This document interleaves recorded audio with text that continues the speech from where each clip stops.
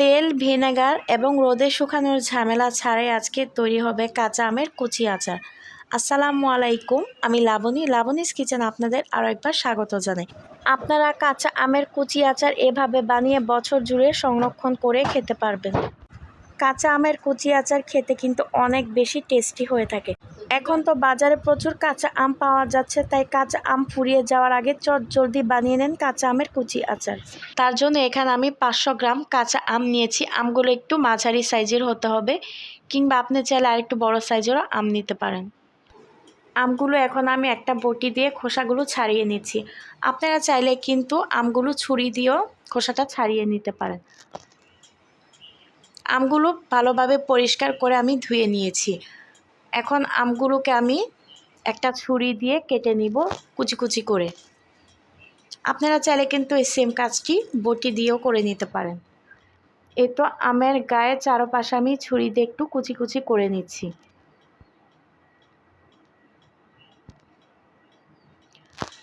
তো আমার মনে হয় ছুরি দিয়ে এই কাজটি করলে এতে করে তাড়াতাড়ি আমগুলো কুচি করা হয়ে যাবে, এতে করে আপনার সময়ও বাঁচবে।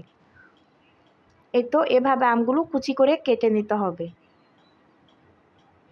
তো সবগুলো আমি একইভাবে কুচি করে কেটে নিয়েছি, দেখতেই পাচ্ছেন। তো আমার আজকে কাঁচা আমের কুচি আচার রেসিপিটি ভালো লাগলে প্লিজ একটি লাইক দিয়ে দিবেন। এখানে আমি 1 চা চামচ সরিষা বাটা দিয়ে দিলাম। এখন দিয়ে দিচ্ছি প্রায় হাফ কাপের মতো চিনি।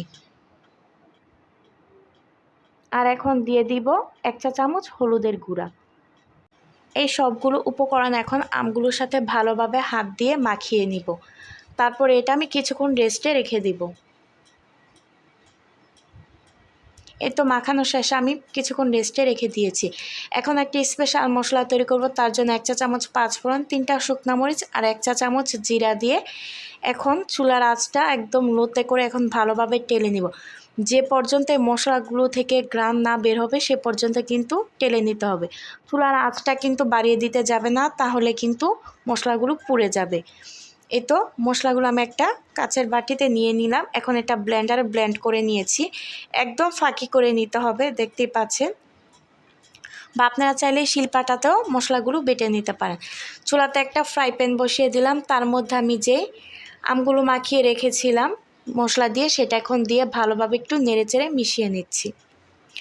তো এখন আমি স্বাদ মতো চিনি দিয়ে দিচ্ছি। চিনিটা আপনারা আপনাদের টেস্ট অনুযায়ী দিয়ে নেবেন। আমটা যদি একটু বেশি টক হয় তাহলে চিনির পরিমাণটা একটু বাড়িয়ে দিবেন, আর যদি আমটা কম টক হয় তাহলে চিনির পরিমাণটা কমিয়ে দিবেন। এখন চিনিটা ভালোভাবে আমের সঙ্গে নেড়েচেড়ে মিশিয়ে নিলাম। তো কালারটা সুন্দর আসার জন্য 1 চা চামচ আমি লাল মরিচের গুঁড়া দিয়ে আবার ভালোভাবে নেড়েচেড়ে মিশিয়ে নিচ্ছি। আপনারা যদি ঝালের পরিমাণটা কম খান তাহলে হাফ চা চামচ লাল মরিচের গুঁড়া দিলেই হবে। হাফ চা চামচ হলুদের গুঁড়া দিয়ে আবার আমি একটু নেড়েচেড়ে মিশিয়ে নিচ্ছি। এতে করে কিন্তু আমের কালারটা খুব সুন্দর আসবে।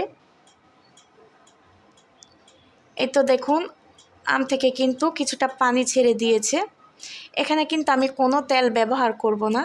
যে স্পেশাল মশলাটা তৈরি করেছিলাম আচারের জন্য সেটা এখন দিয়ে দিলাম সম্পূর্ণটা। এখন দিয়ে আবার ভালোভাবে একটু নেড়েচেড়ে মিশিয়ে নিচ্ছি। চিনিটা কিন্তু গলে পানিটা উপরে উঠে এসেছে, দেখতেই পাচ্ছেন।